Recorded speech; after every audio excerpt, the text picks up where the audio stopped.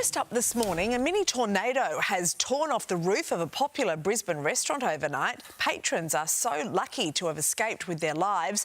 Let's go live now to Nats Levy, who is at New Farm. Now, Nats, this was a horrific experience for diners. Extraordinary stuff. Good morning to you, Mon. Horrific experience indeed is how it can best be described. And you can see behind me the absolute devastation that this wild weather has created here at Officers Mess, a fairly new restaurant in a riverside suburb of New Farm in Brisbane.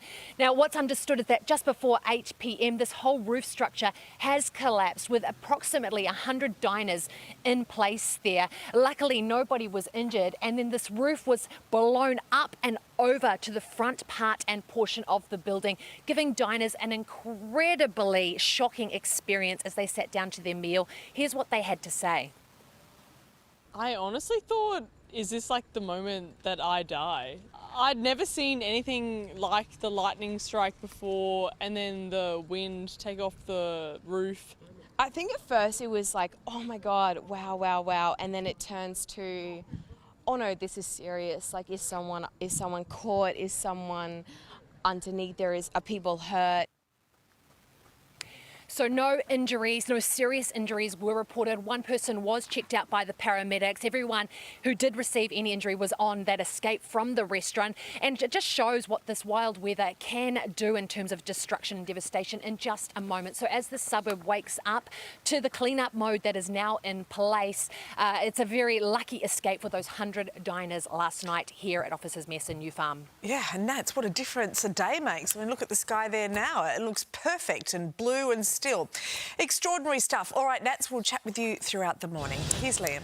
Thank you, Mon. In breaking news, a bus driver is missing in Sydney's north after crashing his bus that he was driving into a light pole overnight. Let's go live to Jake Lyle, who's in Mosman for us. And Jake, he fled the scene, leaving that vehicle unattended.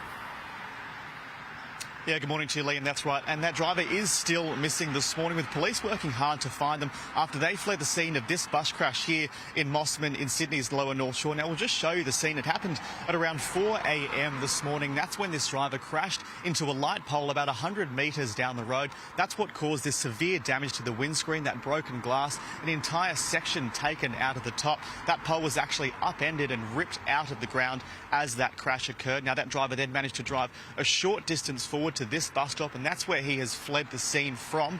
We also understand there were no passengers on board at the time, and thankfully so, because when that pole came out of the ground, it actually upended a number of live power lines onto the street, which could have been in a very dangerous situation for anyone around. But Fire and Rescue New South Wales and power authorities have been on the scene throughout the morning, making it safe for anyone nearby as those detectives continue their search for that missing driver in Sydney's north. Liam. Yeah, certainly a big clean-up and a big job for police there too. Thank you, Jake Lyle. Let's get some more news now. Here's Sal. Good morning. Donald Trump is preparing to fly into Los Angeles and visit the areas impacted by the devastating wildfires which swept through parts of the state earlier this month. Let's go live to US correspondent Miley Hogan, who's at Pacific Palisades this morning. Miley, the president is threatening to withhold federal aid. Yes, Sal, he's threatening to put conditions on any future federal aid that will flow through to Los Angeles. He says he wants to see California change its water management policy first, and then, in his words, that's when he would be the best president that California has ever seen. Donald Trump is capping off his first week in office with this cross-country trip. He's right now in North Carolina alongside First Lady Melania Trump, touring a disaster zone there.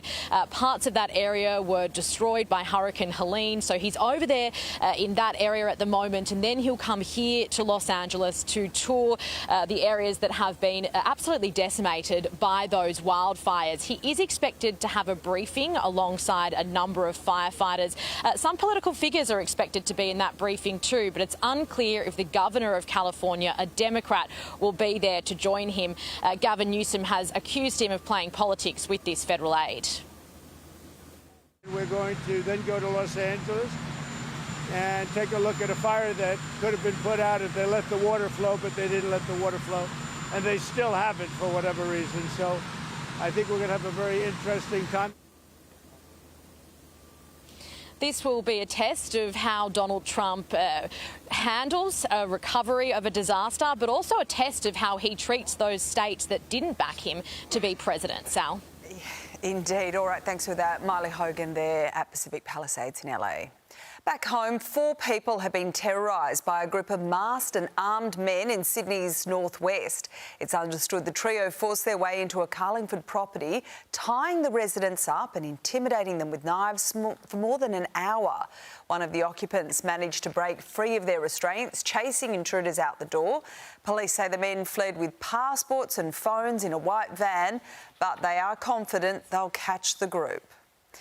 There's sensational revelations this morning, with Queensland's Construction Workers Union accused of intimidating its members to vote for industrial action on the Cross River Rail project. Federal court documents have revealed the CFMEU allegedly bullied members and subcontractors by using masked men to block entrances.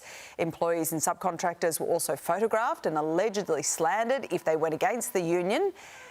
CPB and UGL are seeking damages against the CFMEU under the Fair Work Act. The union has denied the claims in court.